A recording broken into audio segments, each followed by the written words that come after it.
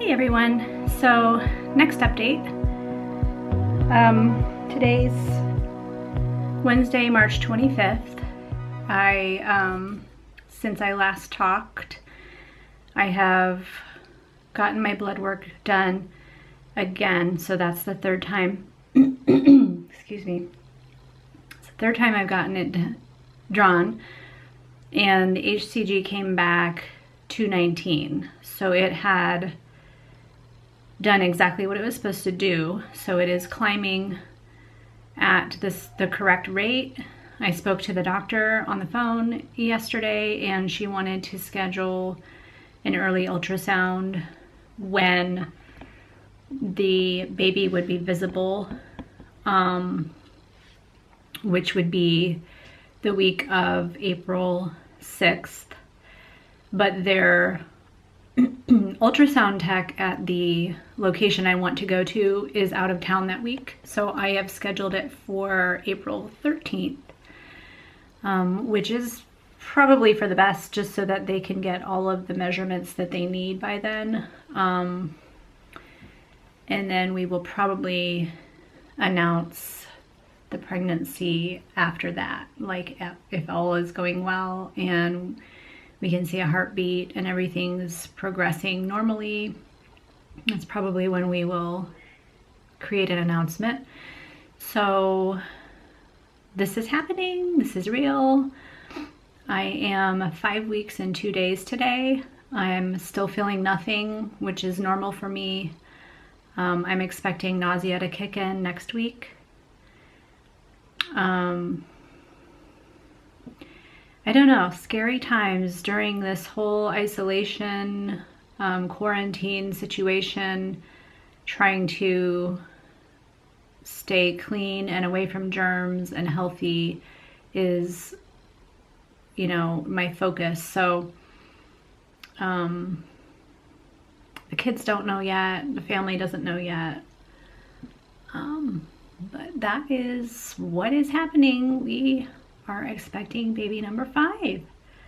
So we are going to have a very full house, a very full and busy life, and if that's what God wants for us, then that's what we want to do. So we're making plans for that now.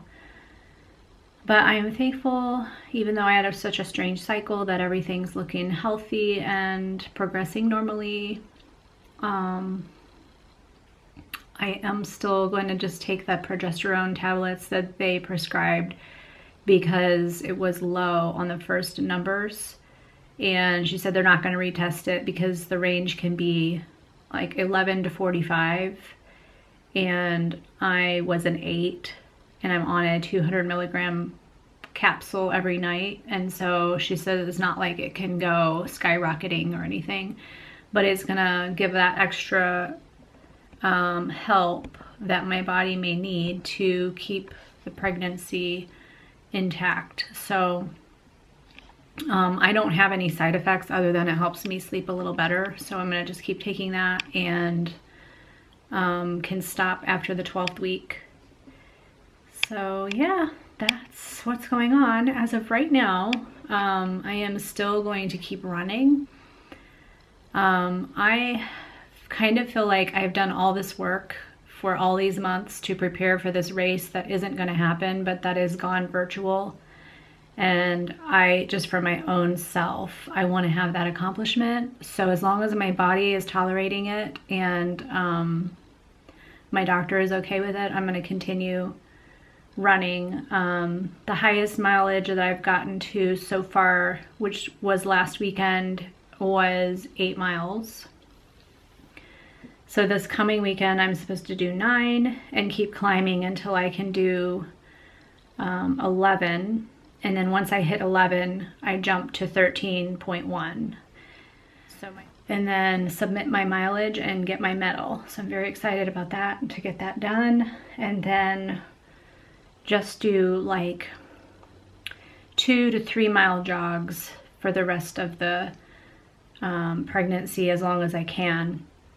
Since I had already been training prior to getting pregnant, everything says on the internet and everything that it should be fine as long as your body's tolerating it and you're not getting too exhausted. So what I want to do is get up to that half marathon mark and then cut way back and do like 2 to 3 miles, because honestly, especially with the virus stuff going on right now, the runs really help me with anxiety and stress, and it's a great accomplishment for me to feel confident and healthy. So I'm going to keep doing that. Ideally, I would like to do some cross training, but I just can't. Every time I go to do it, I just don't. And so my time gets filled with other things, and I make excuses and things like that. So I have been doing all the runs on my training plan. I just haven't been doing cross training, which would make me a better runner and a stronger runner. But anyways, it's not my focus anymore. So that is the latest. I think that will be my next update, is after the ultrasound.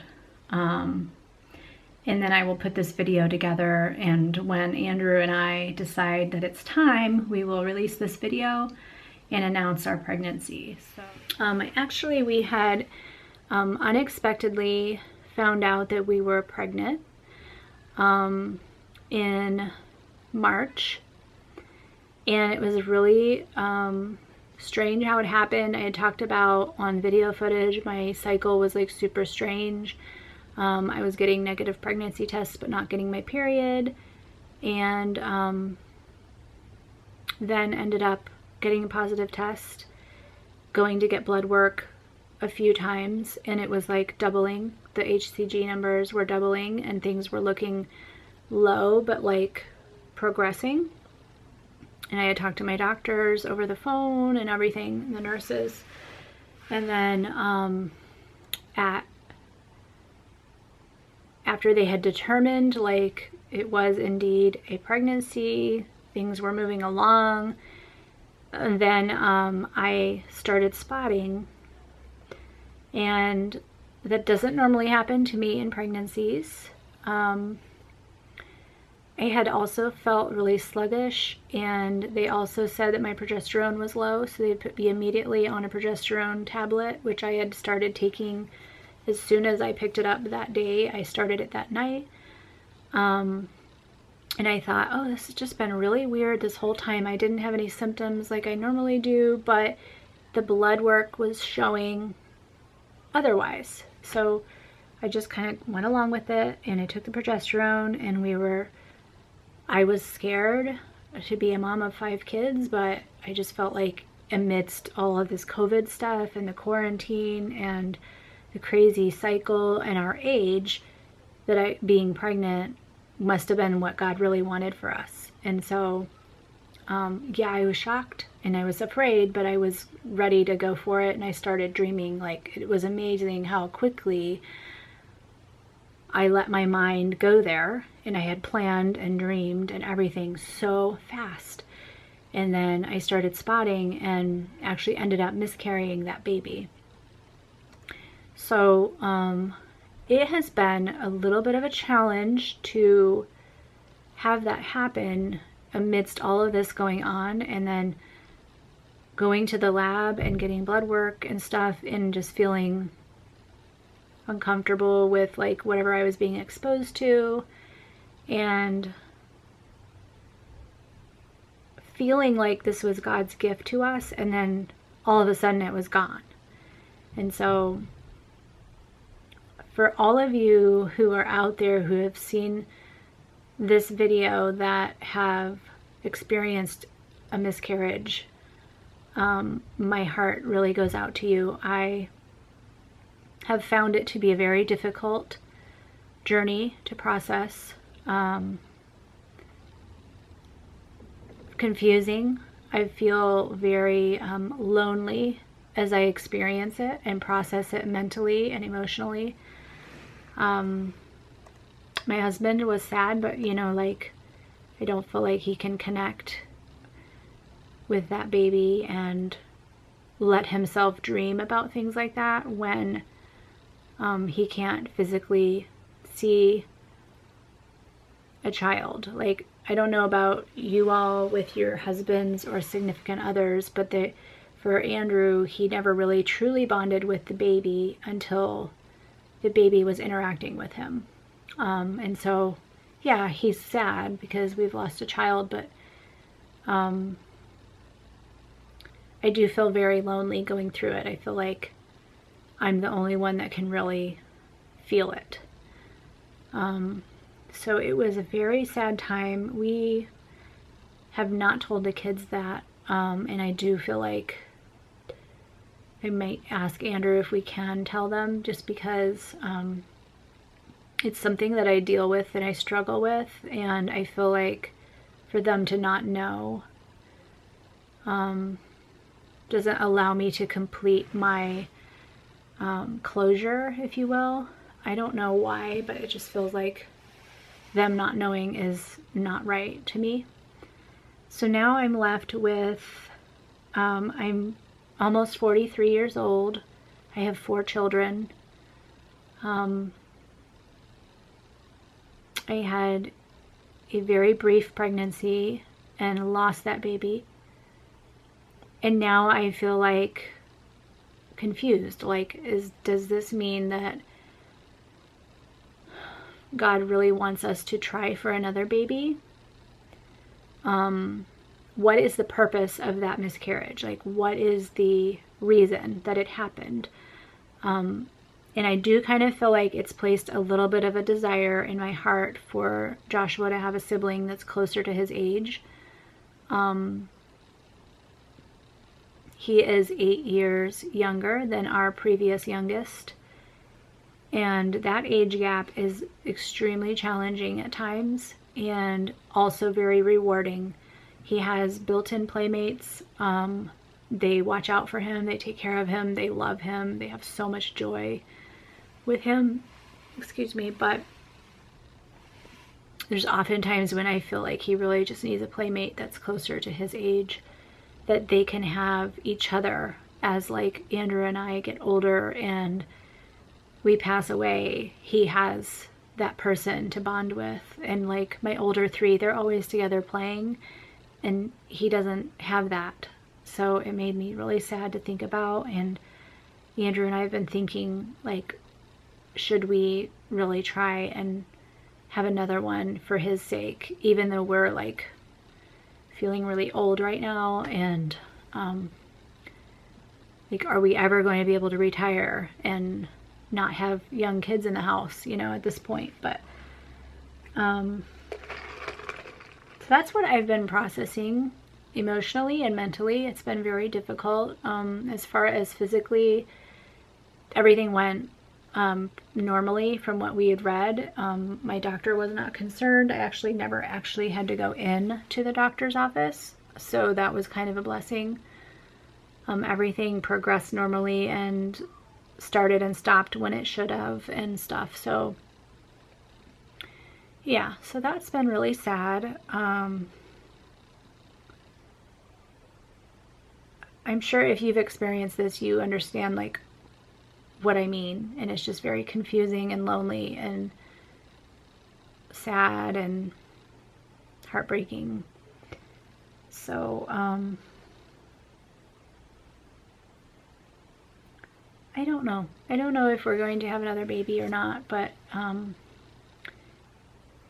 that's what we're dealing with.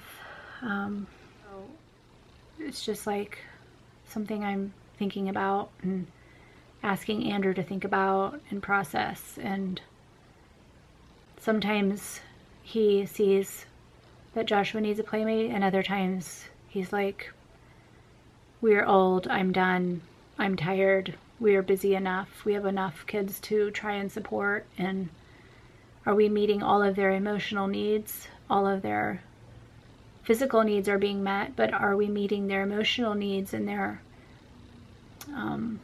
just all of them are going through such different things.